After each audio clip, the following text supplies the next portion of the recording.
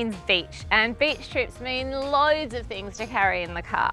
So if I've got a family of 4, do I have to get an SUV? What about a wagon? This week I drove the Renault Megane GT-Line to find out. My first thought was, gosh, this looks good for a wagon. You don't really expect a wagon to look great, so finding one that's actually stylish is surprising. This one's French, so that probably helps. The front grille and the logo plus the curved lines all add up to make it feel like you're not driving a wagon, and for me, that's a good thing. Once inside, I feel pretty good. It's really stylish in here, and even the seats, which aren't leather, they're fabric, but they look like they're suede. You can't actually even tell they're fabric. It's not that cheap and nasty fabric that you get in some other cars. The steering wheel is leather, so that does feel great, and all in all, I feel like I match up to the other cars on the road. The storage is pretty good. There are 2 cup holders in the front. They're small, they just fit my keep cup. There's a spot to throw your keys and your phone, and a middle storage console here. There are 2 cup holders in the back as well, and a bottle holder in each door. Driving in the Megane is pretty smooth. I was actually really surprised at how nice it was to drive and how cruisy it all was. The only bit that's not great is the takeoff. So it's a bit lurchy on takeoff, but you get used to it. So it's only got a 1.2 litre turbo engine, which is quite small, but I found that it had all the power that I needed. It got me up hills, let me overtake, I took off quickly from the lights.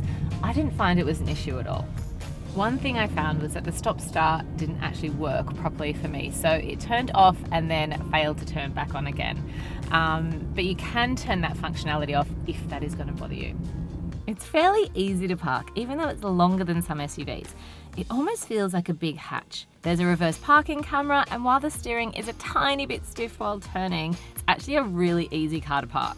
It's really spacious inside. I had heaps of room, as did my 185cm husband, had lots of legroom. And even though the driver's seat is manually adjusted, I was still able to get it in a good enough position because it goes up as well as forward. My 2 girls, who are aged 4 and 6, also had enough room in the back seat, and even though they were lower down than they'd be in an SUV, they didn't seem to mind, and neither did I. We have got dual zone climate control, which is really helpful in the summer sun. The sat nav is also really easy to use on here, and the screen is really large, so it makes a difference. I quite like the shape of it too. What I'm a bit confused about is the volume control for the radio is under here. I'm not sure why. And there are a few things in strange spots. Luckily, I'm a woman, so I could look up the manual. The speakers are great for a car in this price category, and I had no issues turning up the sound, closing off the outside world, which is so important to me while I'm driving. So the reason you buy a wagon is for extra boot space, right? Especially if you're comparing it to an SUV. You want to think that a wagon has just as much room, and the Renault Megane does have heaps of boot space. I was able to fit a pram, boogie boards, everything in here. When you're comparing it to a Mazda CX-5, there's actually more boot space in the Renault. But if you're comparing it to an Extra, there's less.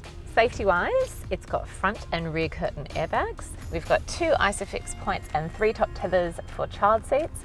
Plus it has all the usual safety features that you'd expect of a car from 2018, like auto emergency braking, front and rear parking sensors, a reverse parking camera, the lot. Renault claims a fuel efficiency of 6.5 litres per 100 Ks, which is better than what you'll get on most SUVs, even the small ones. Couple that with the relative ease of driving and the large boot space, and you've got a pretty cruisy choice of family vehicle, especially when it comes in under 40k. I gave it 7 stars out of 10, taking points off for the stop-start not working properly and the fairly jerky takeoff experience. My daughters gave it 7.5 teddies out of 10. They gave it an extra half point for the excellent blue lights inside.